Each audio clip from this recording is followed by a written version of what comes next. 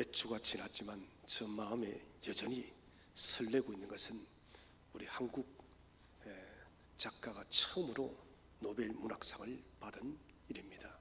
한강이라는 젊은 여류 작가죠. 노벨 문학상을 선정할 때 그 선정의 이유가 이랬습니다.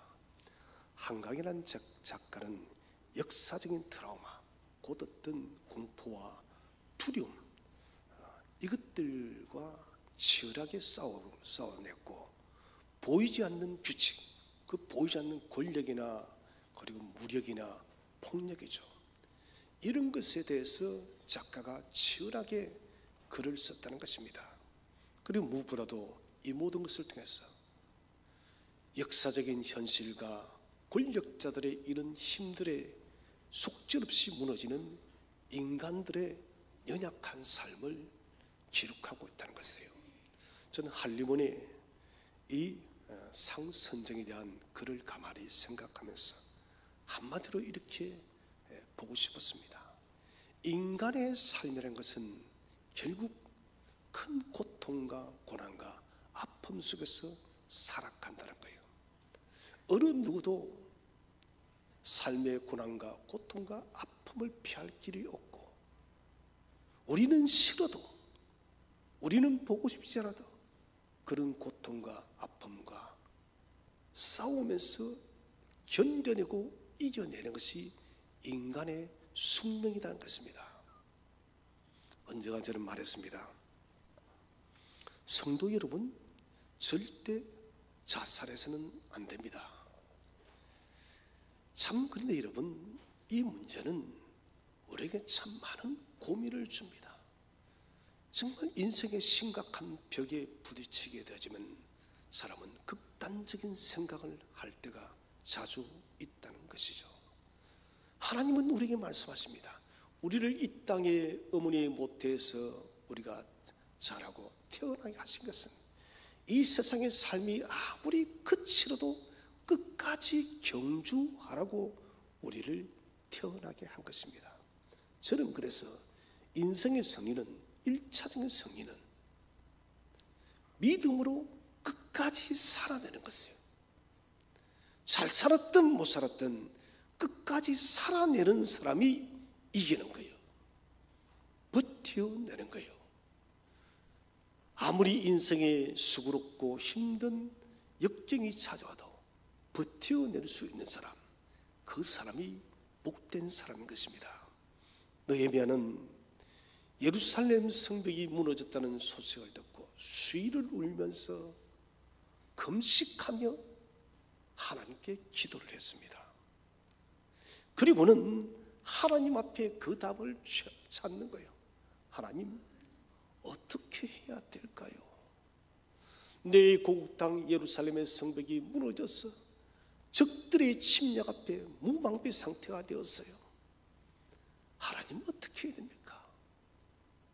그는 정말 하나님 앞에 간절하게 치열하게 기도한 결과 하나님은 그를 성벽을 재건하는 일꾼으로 세워서 예루살렘에 무너진 성벽을 52일 만에 다시 재건케 했다는 것입니다.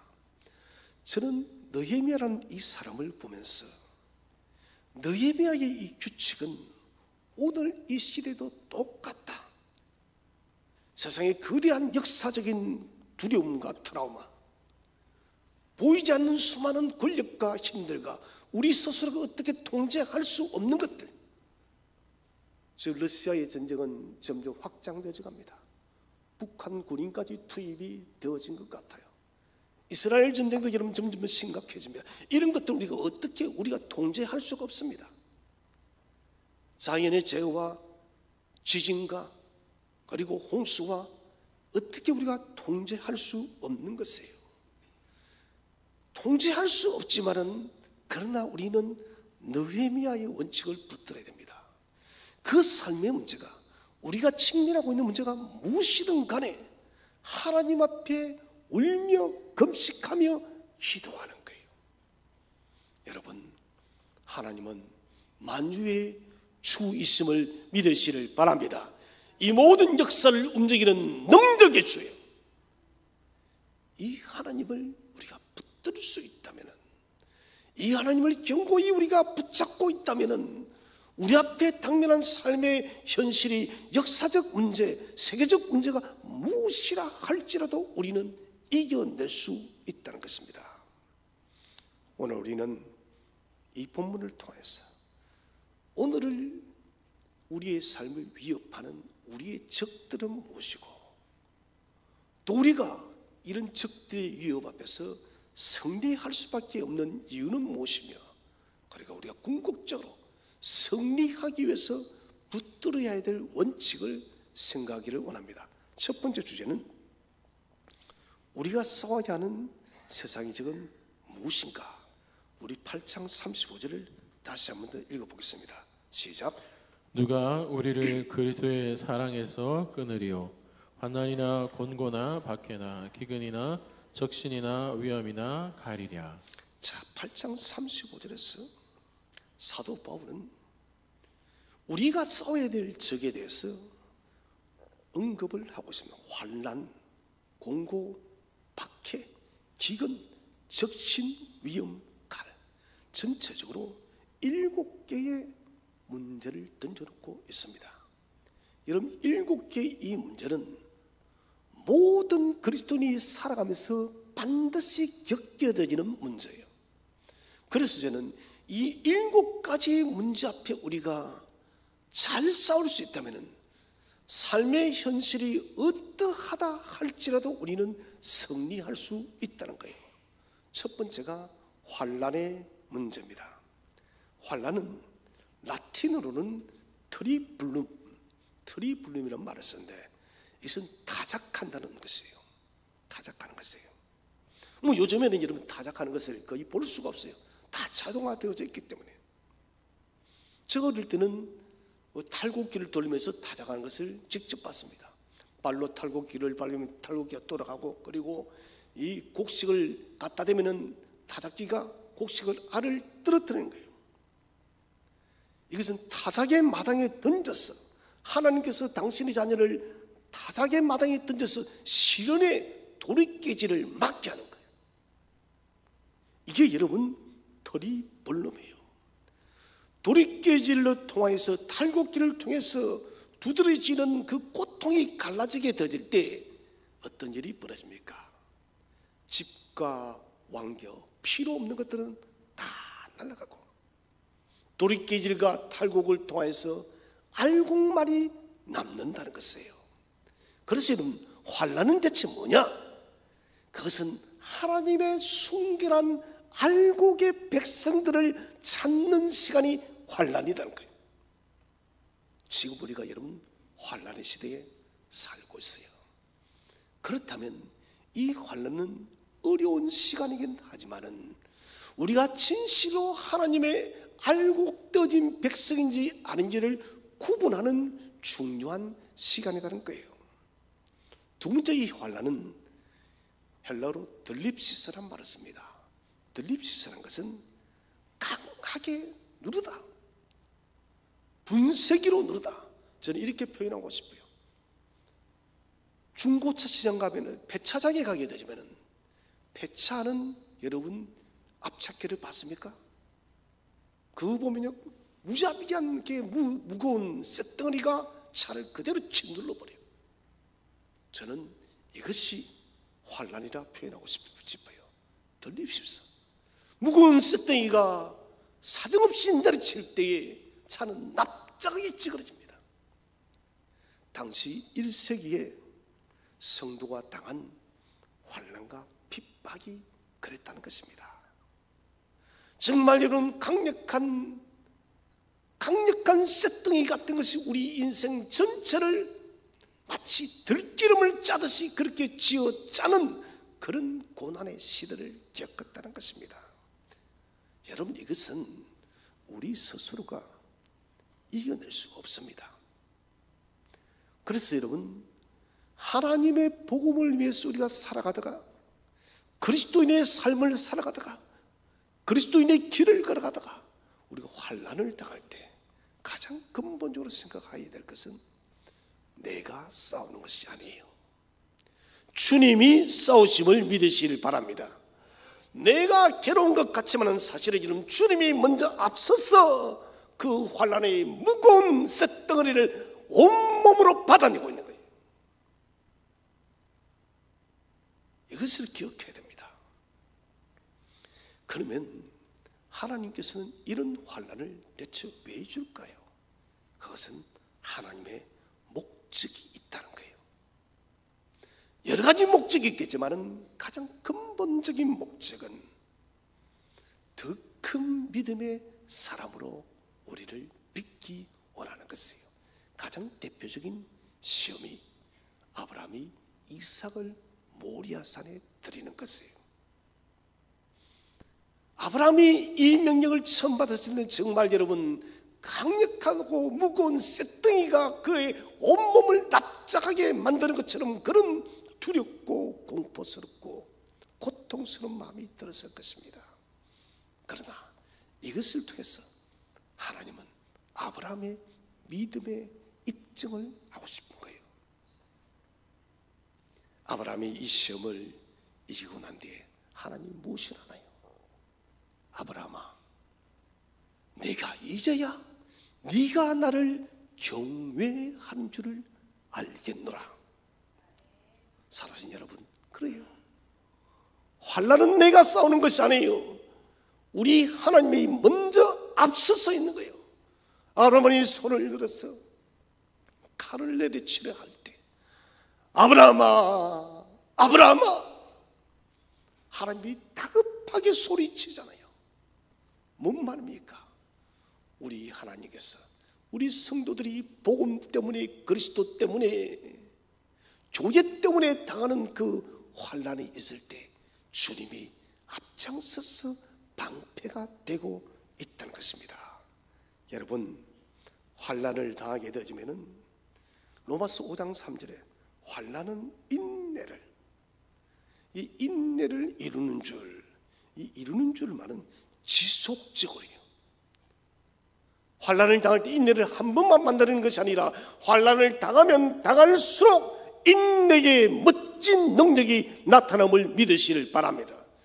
인내는 여러분 아주 값진 것입니다.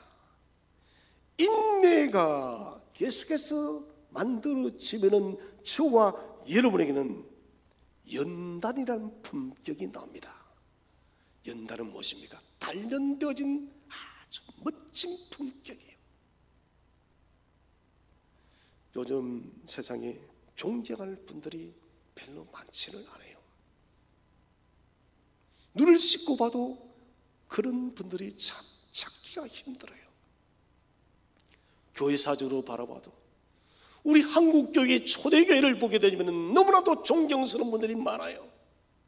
그런데 어찌든지 이 시대를 볼 때는 참 찾기가 힘듭니다. 그 이유는 여러분 연단되어진 품격의 사람이 별로 없는 거예요. 목사든 장로든 성도든 환난과 인내를 통해서 연단의 멋진 품격을 가진 사람이 별로 없다는 거예요. 이 말은 복음 때문에, 그리스도 때문에 환난도 인내의 시간도 같이 알았기 때문에 연단의 품격이 생성되지를 않는 거예요. 여러분, 연단이 만들어지지 않으면 우리는 소망을 품을 수가 없습니다. 이런 고통스러운 사람이 소망을 품을 수 있는 거예요. 힘겹지 않으면 우리는 소망을 가지지 않아요. 여러분, 이 세상에 정말 먹고 살기에 전혀 문제 없고 그래 보세요. 우리가 천국 소망을 가질까요? 안 가집니다. 복음이 처음 들어왔을 때 우리나라 믿음의 선배들은 또 60대 70대 지극한 가난을 겪었던 우리 믿음의 어른들은 모두 한결같이 이 마음이었습니다. 주님 어서 다시 오시옵소서. 그래서 손영호 목사님도 낮에나 밤에나 주님 오시기를 고대한다고. 그런데 이제는 우리가 먹고 살만해지니 주님 오시는 것을 그렇게 고대하지 않는 시대에 살고 있어요. 예수님 오시려거든 내가 좀 즐길 것 다 즐기고 내가 벌어놓은 돈 멋지게 쓰고 그 다음에 오세요. 이것은 여러분 예수님에 대한 재림에 대한 소망이 없다는 것입니다. 살아신 성도 여러분, 환난이 우리에게 찾아와야 돼요. 환난이 오지 않으면 그리스도인이 아닙니다, 여러분. 그러나 환난이 왔다면 하나님의 특별한 의도를 찾아내시길 바랍니다. 하나님께서 이 환난을 통하여 나의 믿음을 큰 믿음으로 만드시기로 작정하시구나. 여러분, 수로보니게 여인이 들었던 내 믿음이 크도다. 저는 우리 선택의 성도님들이 큰 믿음의 소유자가 되기를 주의 이름으로 축원드립니다. 두려워 마시고 하나님께서 환난 중에 나를 찾아오시고 내 인생에 개입한다는 사실을 알아야 됩니다. 그래서 우리를 강하게 누르는 삶의 문제는 여러 가지로 다양합니다. 경제적인 문제가 될 수가 있고, 여러분 건강의 문제가 될 수가 있고요, 자녀의 문제가 되어질 수 있고요, 삶의 정신적인 문제가 되어질 수 있고요, 많은 문제들이 우리의 환난의 이유가 되어질 수 있지만은 여러분 그 문제 앞에 인내로 견뎌내기를 바랍니다. 인내로 견뎌야 돼요.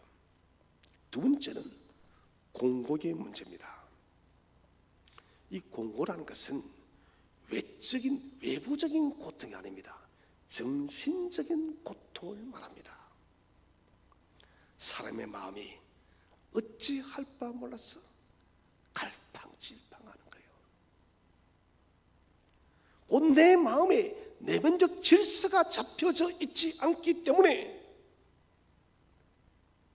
어디로 가야 될지 모르는 거예요. 저는 여러분 우리의 몸도 중요하지만 바깥도 중요하지만 더 중요한 것이 우리 내면의 영적 질서예요. 내면의 영적 질서가 여러분 무너지게 되어지면 우리는 모든 행동 기분까지도 다 무너지는 거예요. 어저께 은퇴한 한 목사님과 통화를 하면서 그 목사님이 대뜸 잡서 눈물을 흘리시면서 이야기를 하세요. 목사님 무슨 일이십니까? 이 목사, 내 아들이 3주 전에 심장마비로 세상을 떠났다네. 56살이에요. 저보다 2살 아래인데 저는 잘 압니다. 그 친구를. 참 착해요. 그 집에 대들보요 장남입니다. 저는 너무너무 이해가 가지 않습니다. 은퇴하신 80이 다 된 그 목사님이 펑펑 울면서 저 앞에서 이 목사 어쩌면 모르겠다고, 내가 마음을 둘 데가 없다고 통곡을 하시는 거예요. 내 정신이 지금 어디에 있는지를 모르겠다고. 이것은 여러분 예부적 슬픔이 정신에 깊이 침투되어서 그 고통을, 그 슬픔을 어찌할 줄은 모르는 거예요. 저는 마음이 너무너무 착잡했었고, 목사님 기도하겠습니다, 힘을 내십시오, 달리 무엇을 말해드릴 수가 없었습니다. 살아신 성도 여러분, 우리도 예측할 수 없어요. 예부적 고통을 통해서 우리가 정신적으로 치명적인 상처를 입을 수 있다는 거예요. 현대인들이 여러분 정신건강이 얼마나 심각한지 여러분 알고 있습니까? 불면증 환자들은 여러분 부지 기수입니다. 저도 불면증을 알아봤습니다. 여러분 불면증하는 사람이 정말 미치겠어요. 새벽기도 시간은 점점 다가오는데 잠은 한숨도 오지 않습니다. 여러분 3일 4일을 그렇게 하면 정말 죄송합니다, 돌아버릴 것 같아요. 우울증 환자들이 여러분 얼마나 많습니까? 분노 조절 장애 환자들도 많습니다. 대인기피증 환자들도 많습니다. 뭡니까? 마음에 정신의 병이 들었다는 것이에요. 정신이, 마음이 아프다는 거예요. 여러분, 육체에만 여러분 상처가 나야 아픈 것이 아니에요. 마음이 병이 들면 마음도 여러분 상처를 받은 거예요. 여러분 기억하시기 바랍니다. 우리의 마음을 치유할 분은 오직 샬롬의 예수 그리스도 한 분밖에 없음을 믿으시길 바랍니다.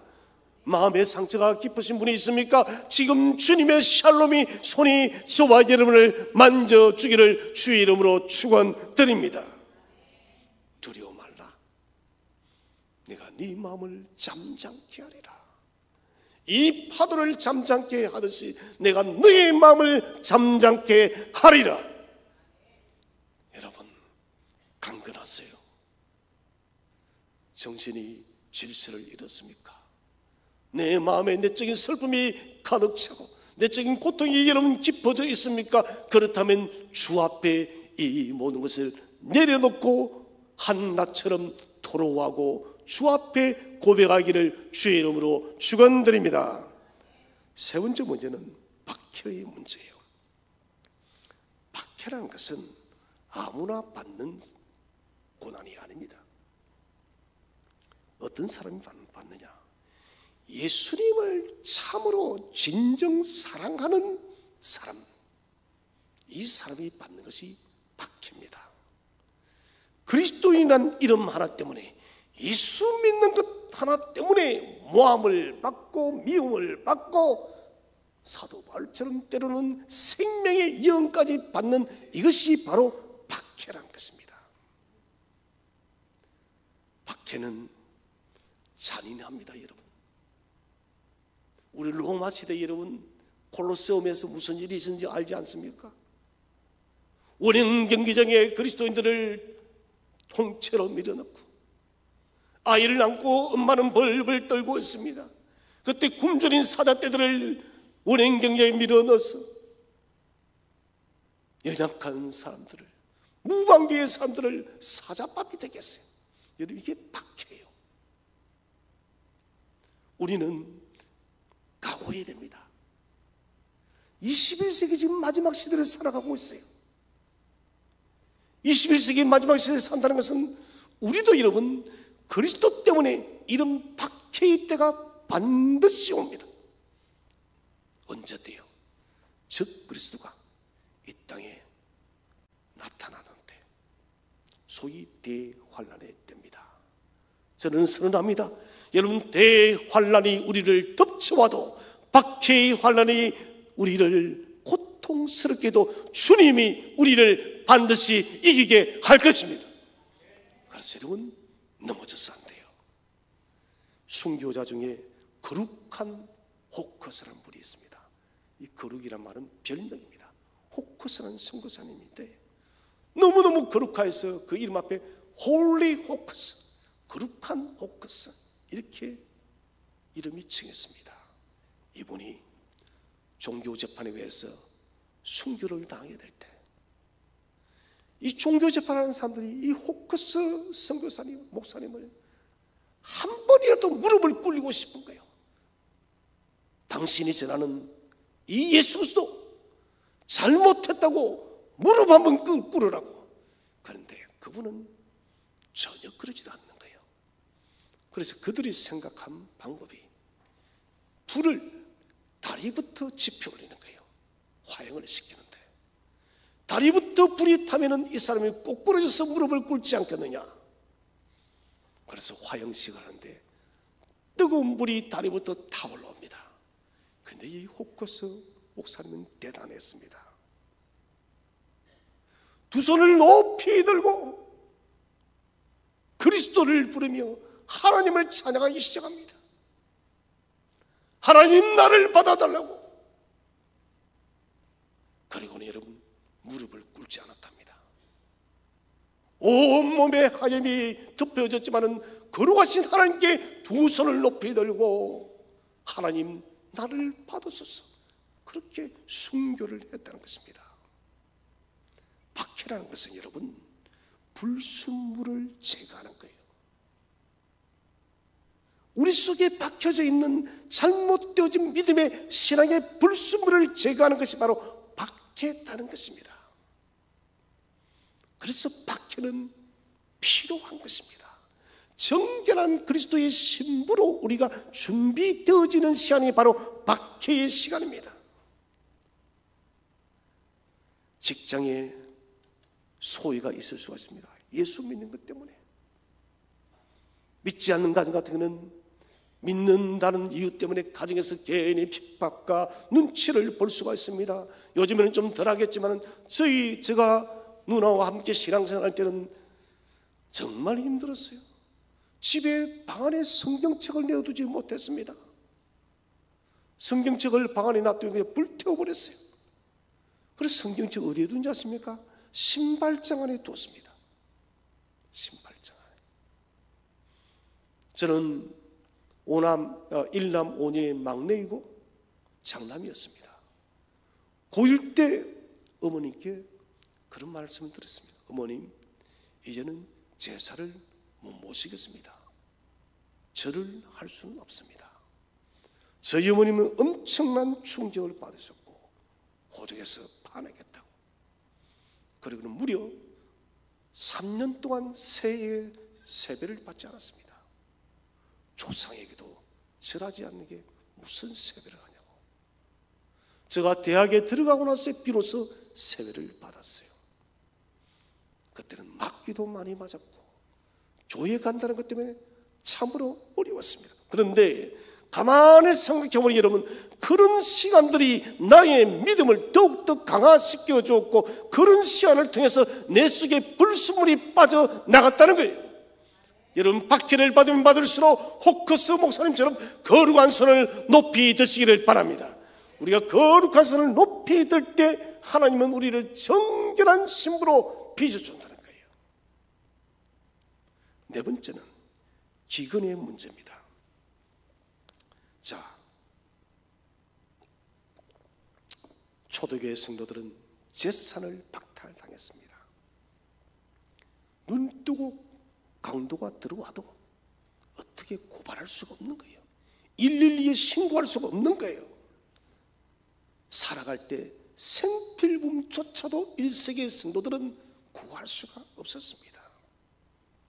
때로 1세기 성도들은 믿음을 지키기 위해서 기꺼이 직장까지, 요즘 같은 직장이죠, 직장까지도 포기한 거예요.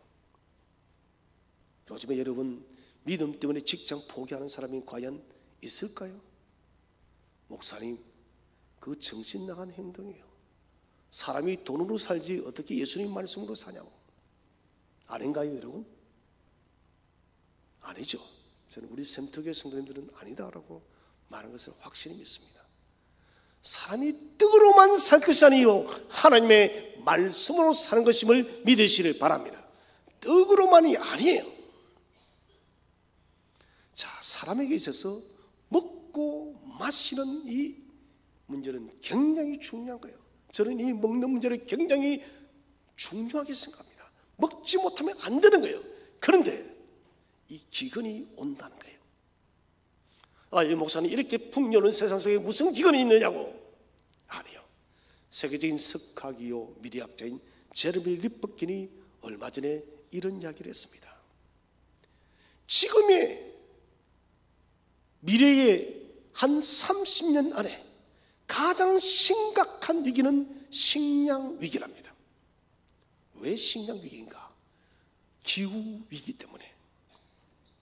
기후의 변화들이 지금 심각하게 나타나기 때문에 물의 순환이 바뀌어버린다는 거예요. 그래서 온 세상은 30년 내 안에서 전 세계가 엄청난 비나 엄청난 가뭄으로 고통을 당한대요. 왜 그런가? 기온이 1도 올라가게 되면 여러분, 대기가 바다와 이 습기를 엄청나게 흡수를 해버려요. 이것 때문에 비가 오면은 억수같이 내리고요, 홍수가 나는 경험했잖아요, 우리가. 그리고 비가 오지 않으면 완전히 사막화 되어져 버리는 것입니다. 그래서 물의 흐름이 아주 격렬해지면서 폭풍우가 오고 심각한 가뭄이 오고, 그리고 이 지구는 어려운 식량난에 부딪히는 거예요. 지금 여러분 난민들을 보세요. 그 작은 배를 타고 먹고 살겠다고 목숨을 걸고 여러분 난민들이 건너옵니다. 그러면서 르프키는 말합니다. 이제는 난민들을 막을 수가 없다는 거예요. 왜요 여러분? 여러분 저라도 그러겠어요? 이 대한민국이 굶어 죽는다면 여러분 어디든 못 가겠습니까? 우리 경험했잖아요 여러분. 6.25 동란 때도 그랬고, 여러분 가난한 시대 먹고 살기 위해서는 풀뿌리도 우리가 뽑아서 먹었지 않습니까? 내 자식이 죽어가는데 여러분 어디든 못 가겠습니까? 그래서 더 이상의 국경의 봉쇄는 의미가 없답니다. 이 기근이 30년 안에 점점점 심각해진다는 것입니다. 그러나 사랑하신 성도 여러분, 우리는 담대하시기를 바랍니다. 비록 기근이 우리를 덮을지라도 주께서 여러분 사렙다 가보의 그 식량이 멈추지 않게 했듯이 저와 여러분의 필요의 양식을 채워줄 줄로 믿으시기를 바랍니다. 매일마다 하나님, 오늘 이 한 올의 양식, 이 양식을 채워줄 줄로 내가 믿습니다. 하나님은 역사의 위기 앞에서도 우리를 지키는 분이에요. 그 다음에 다섯 번째는 적신의 문제입니다. 적신이란 말은 몸의 옷을 다 벗겨버려요. 벌거벗겨버린 거예요. 수치예요. 그리스도인들을 박해하면서 수치를 주는 거예요. 여러분 내 옷의 옷을 다 벗겨버렸어요. 그리고 여러분 대로에 나를 세워놨습니다. 얼마나 수치스럽습니까? 여러분 이런 위험들이 우리를 닥쳐온다는 거예요. 그런데 주님께서 이 수치를 당했습니다. 주님께서 십자가를 짊어지고 갈 때 그분의 옷은 다 벗겨졌고, 그리고 십자가 며 달렸을 때 모든 것들을 벌거벗겨서 그분이 알몸이 되게 한 거예요. 만왕의 왕 만유의 주께서 여러분 인간 앞에서 온갖 모욕과 수욕과 수치를 당했다는 거예요. 여러분 그러나 우리가 복음 때문에, 그리스도 때문에 이런 수치를 혹 당한다 할지라도 여러분 부끄러워하지 마세요. 당당하시기를 바랍니다. 그래 나는 주님 때문에 수치를 받아서 내 신앙의 인생에 또 다른 멋진 믿음의 훈장이 하나 생겼어. 여러분 그 훈장 주님이 기억할 줄로 믿으시기를 바랍니다. 여섯 번째, 위험의 문제입니다.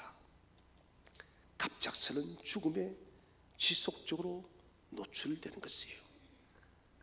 1세기 교회는, 초대교회는 한순간도 안심할 수가 없었습니다. 로마 황제가 칙령을 내려서 기독교인은 다 죽이려 했습니다. 그런데 초대교회 성도들은 위험에 처할 때마다 그리스도에 대한 사랑을 더욱더 불태웠어요. 그리고 도리어 더 기쁨에 넘쳤던 거예요. 저는 이것을 어릴 때 신앙생활하면서 많이 겪었습니다. 어머니 물론 이제 예수를 믿고 돌아가셨지만 어머님의 핍박이 있을수록 저에게는 여러분 알 수 없는 기쁨이 넘쳐요. 왜 그럴까요? 핍박 속에서, 신앙의 어려움 속에서 내 삶이 더욱더 견고해져가고, 그럴수록 어머님에 대한 사랑이 더 커지는 거예요. 내 어머니를 반드시 인도해야 되겠다. 그 핍박이 미움이 아니라 사랑이더라고요. 사랑하신 여러분, 두려움의 위험이 있습니다. 오늘날 신앙으로 목숨을 잃는 일은 거의 드문 시대입니다. 그럼에도 불구하고도 우리는 아주 작은 일들 앞에서 우리의 무릎을 꿇어버립니다. 이 위험은 완전하게 예방할 수가 없습니다. 우리 힘으로. 그러나 전능하신 하나님께서 우리를 지켜주실 것입니다. 졸지도 주무시지도 않는 우리 하나님이 저와 여러분의 오른팔을 잡아줄 줄로 믿으시기를 바랍니다. 마지막 일곱 번째는 칼의 문제입니다. 우리가 싸워야 할 마지막 문제는 칼입니다. 칼은 잔인하게 죽이는 도구예요. 두려운 칼의 위협이 사람을 생명의 위협 앞에 몰아넣습니다. 초대교회 성도들은 이때도 기뻐하고 감사했습니다. 힘들고 어려운 싸움이에요. 그러나 여러분 싸워내어야 됩니다. 그러므로 깨어있지 않으면 안 됩니다. 여러분 거룩한 복음에 대한 열정을 가지시기를 바랍니다. 살아갈 수 없는 시대이지만 그러나 살아갈 수 있는 힘을 달라고 기도하시기를 바랍니다. 오늘날 수많은 문제들이 우리를 우겨싸고 있습니다. 세상의 전쟁에서 패하면 육신의 죽음으로 끝나지만 영적인 전쟁은 영원한 사망에 이르는 것입니다. 초대교회 성도들을 위협했던 이 7대의 적은 오늘 우리에게도 모양을 바꿔서 우리를 공격하고 있습니다. 모든 도전의 공통적인 방패는 인내의 방패입니다. 종교개혁 시대에 교회는 모르이고 세상은 망치다는 격언은 있습니다. 모르다는 것은 뭡니까? 벌겋게 달린 쇳덩어리를 그 받치는 밑에 쇳덩어리죠.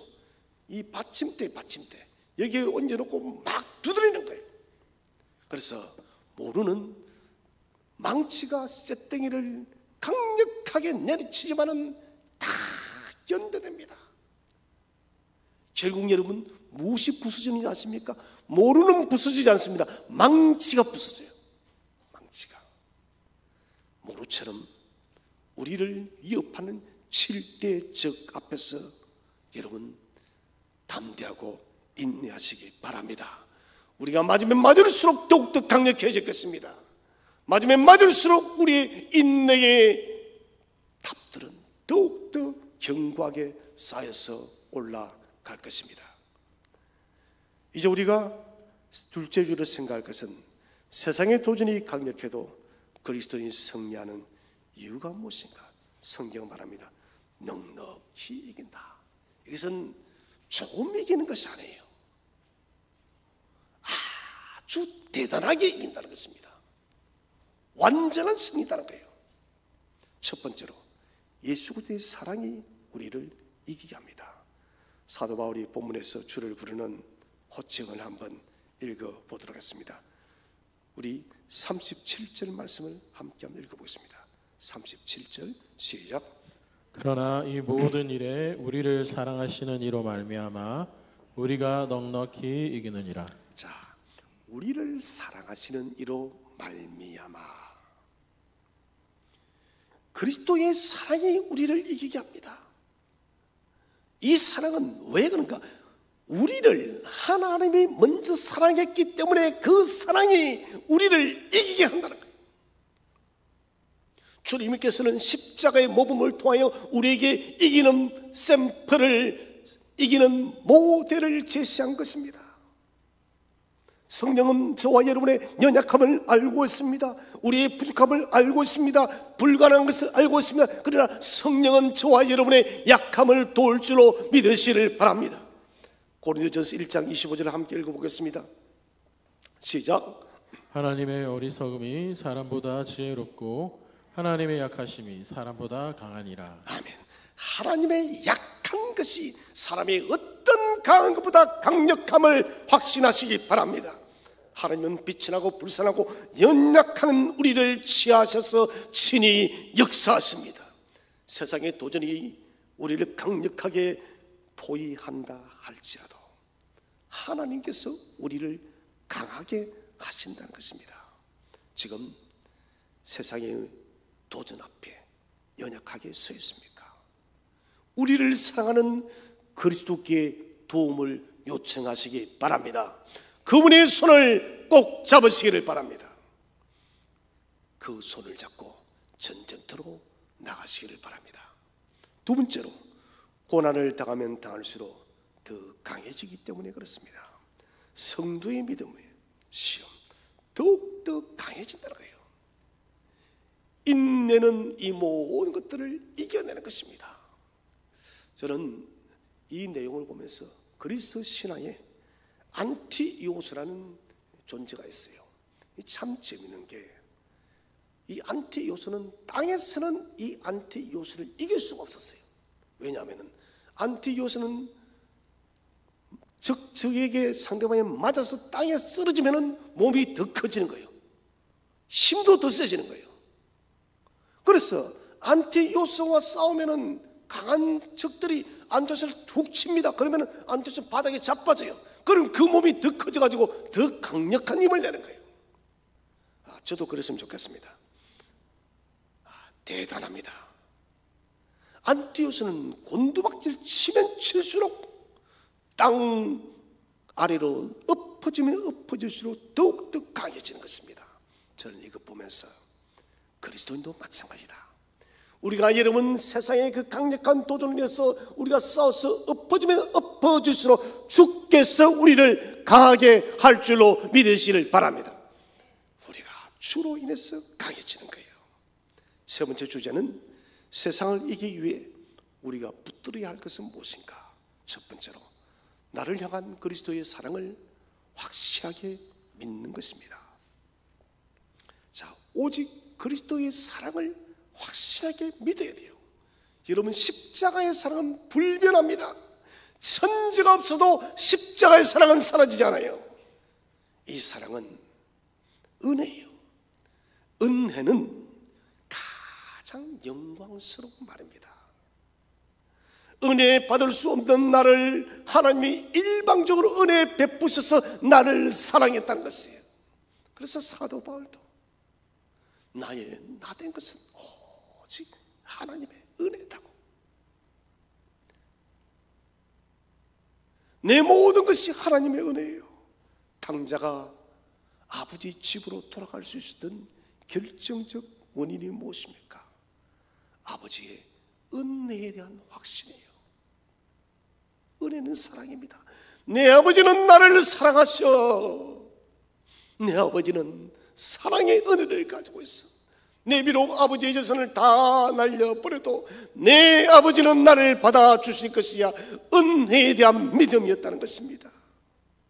아들로 칭함받을 수 있는 자격은 없지만은 아버지를 믿었던 거예요. 사랑하신 성도 여러분, 우리 속에 살아계신 예수 그리스도, 그분이 그렇습니다.